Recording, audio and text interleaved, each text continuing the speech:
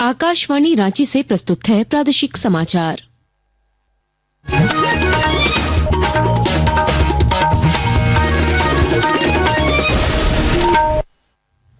नमस्कार, प्रादेशिक समाचारों के साथ मैं कामिनी। पहले मुख्य समाचार। प्रधानमंत्री मुद्रा योजना के आज 10 वर्ष पूरे। प्रधानमंत्री नरेंद्र मोदी अब से थोड़ी देर बाद मुद्रा योजना के लाभार्थियों से करेंगे संवाद। मुख्यमंत्री हेमंत सोरेन की अध्यक्षता में आज होगी राज्य मंत्री परिषद की बैठक। लोकहित में विभिन्न विभागों के कई प्रस्तावों को मिल सकती है मंजूरी। हजारीबाग में कड़ी सुरक्षा के बीच निकाली गई रामनवमी की ऐतिहासिक शोभा यात्रा।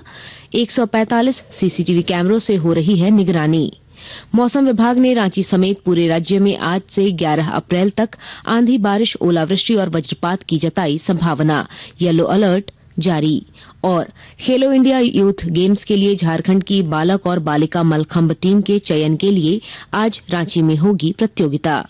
और अब समाचार विस्तार से।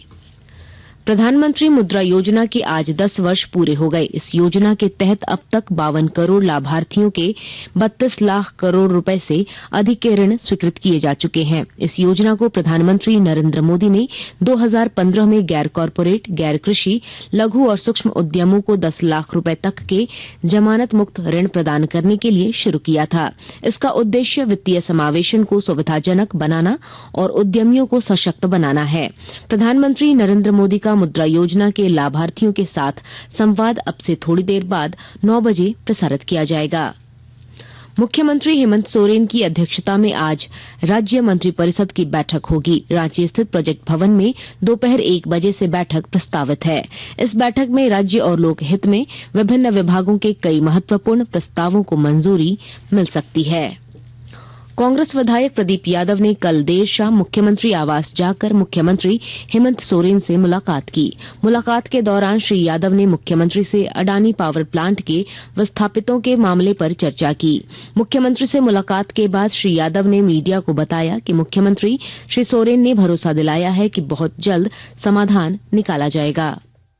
हमारा निवेश का विरोध नहीं है, कांग्रेस का निवेश का विरोध नहीं है, लेकिन बाईपास रास्ते से, गलत प्रोसेस से, प्रोसीड्योर को ड्रॉप करके कहीं से गलत कानून का फायदा उठा के आप उसका लाभ नहीं ले सकते, इसका विरोध। मुख्यमंत्री जी ने आश्वस्त किया है कि स्थानीय लोगों के समस्या मेरी प्राथमिकता में, उसका हम निदान 1-2 दिनों के अंदर करेंगे। हजारीबाग में कड़ी सुरक्षा व्यवस्था के बीच कल देर रात रामनवमी की ऐतिहासिक शोभा यात्रा निकाली गई। गौरतलब है कि जब पूरे देश में रामनवमी का त्योहार समाप्त हो जाता है तो हजारीबाग में दशमी के दिन भव्य शोभा यात्रा निकालने की परंपरा दशकों पुरानी है। करीब 24 घंटे के नगर भ्रमण के बाद आज देर रात शोभा यात्रा समाप्त होगी। शोभा यात्रा में लगभग 108 अखाड़े की झांकियां शामिल हैं। जिले की उपायुक्त नैंसी सहाय ने कहा कि सुरक्षा के लिहाज से कई एहतियाती कदम उठाए गए हैं। 145 सीसीटीवी कैमरे से शोभा यात्रा की निगरानी की जा रही है।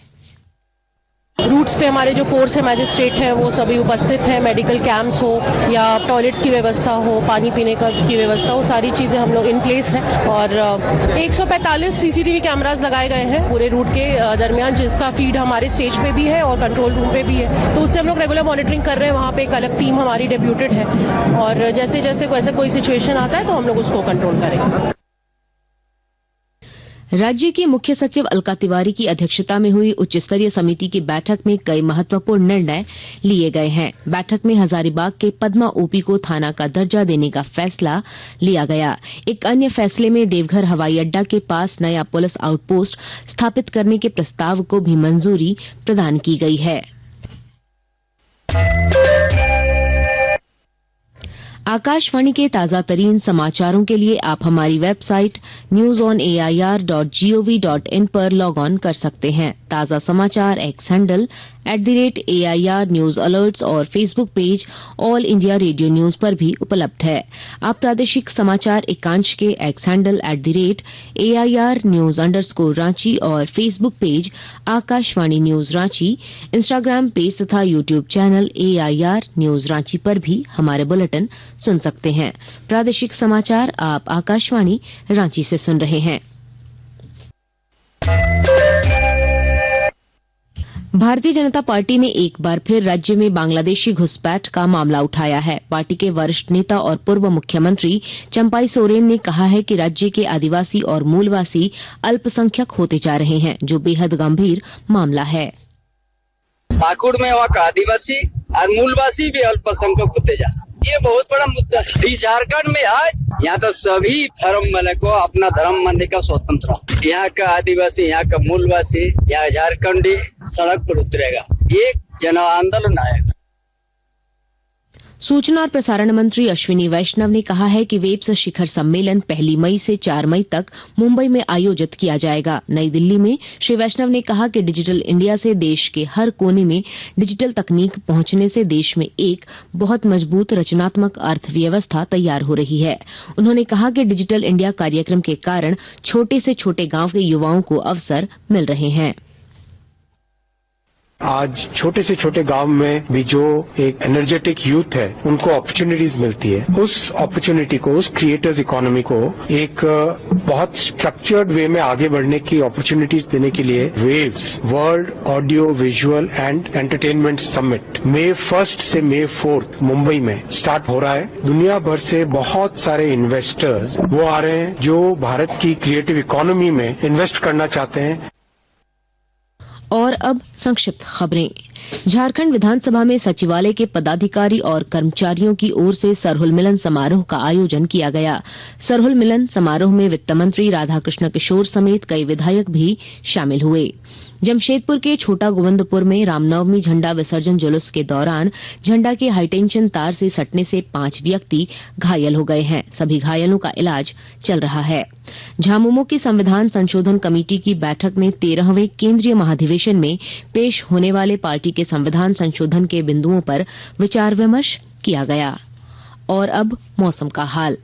मौसम विभाग ने रांची समेत पूरे राज्य में आज से 11 अप्रैल तक आंधी, बारिश, ओलावृष्टि और वज्रपात की संभावना व्यक्त की है। इसे लेकर कुछ जिलों के लिए येलो और कुछ जिलों के लिए ऑरेंज अलर्ट जारी किया गया है। विभाग ने बताया कि इस दौरान 30 से 40 किलोमीटर प्रति घंटे की रफ्तार से हवा चलेगी और कुछ हिस्सों में बारिश के साथ वज्रपात और ओलावृष्टि भी हो सकती है। और अब खेल की खबर। खेलो इंडिया यूथ गेम्स 2025 के लिए झारखंड की बालक बालिका मलखंभ टीम का चयन आज किया जाएगा। चयन प्रतियोगिता रांची के धुर्वा स्थित बंगीय सांस्कृतिक परिषद विद्यालय में दोपहर 3 बजे से शाम 6 बजे तक आयोजित होगी। यह एक खुले चयन प्रतियोगिता होगी जिसमें राज्य के सभी जिलों के खिलाड़ी भाग ले सकेंगे। और अब अखबारों की सुर्खियां। रांची से प्रकाशित सभी प्रमुख अखबारों ने व्यापार युद्ध की आशंका से सेंसेक्स में गिरावट की खबर को प्रमुखता से प्रकाशित किया है। हिन्दुस्तान ने लिखा है, ट्रंप के वार से बाजारों में हाहाकार। प्रभात खबर की सुर्खी है, 160 करोड़ के काम में जांच कमेटी को गबन की आशंका। दैनिक भास्कर लिखता है, रांची में पहली बार नामकुम आर्मी ग्राउंड में 19 और 20 अप्रैल को सूर्य किरण एरोबेटिक टीम का एयर शो। 9 हॉक विमान दिखाएंगे कौशल, एंट्री फ्री। दैनिक जागरण ने राज्य के आदिवासी कल्याण मंत्री चमरालंडा के हवाले से लिखा है, वर्ष 2025 और 26 को आदिवासी स्वाभिमान वर्ष के रूप में मनाएं। अंग्रेजी अखबार द टाइम्स ऑफ इंडिया और हिन्दुस्तान टाइम्स ने ट्रंप टैरिफ से शेयर बाजार में मचे हाहाकार की खबर को पहले पन्ने की सुर्खी बनाई है। अंत में मुख्य समाचार एक बार फिर। प्रधानमंत्री मुद्रा योजना के आज 10 वर्ष पूरे। प्रधानमंत्री नरेंद्र मोदी अब से थोड़ी देर बाद मुद्रा योजना के लाभार्थियों से करेंगे संवाद। मुख्यमंत्री हेमंत सोरेन की अध्यक्षता में आज होगी राज्य मंत्री परिषद की बैठक। लोकहित में विभिन्न विभागों के कई प्रस्तावों को मिल सकती है मंजूरी। हजारीबाग में कड़ी सुरक्षा के बीच निकाली गई रामनवमी की ऐतिहासिक शोभा यात्रा। 145 सीसीटीवी कैमरों से हो रही है निगरानी। मौसम विभाग ने रांची समेत पूरे राज्य में आज से 11 अप्रैल तक आंधी, बारिश, ओलावृष्टि और वज्रपात की जताई संभावना। येलो अलर्ट जारी। और खेलो इंडिया यूथ गेम्स के लिए झारखंड की बालक और बालिका मलखंभ टीम के चयन के लिए आज रांची में होगी प्रतियोगिता। इसके साथ ही आकाशवाणी रांची से प्रादेशिक समाचार का ये बुलेटिन समाप्त हुआ। अगला प्रादेशिक मुख्य समाचार 10 बजे प्रसारित किया जाएगा। नमस्कार।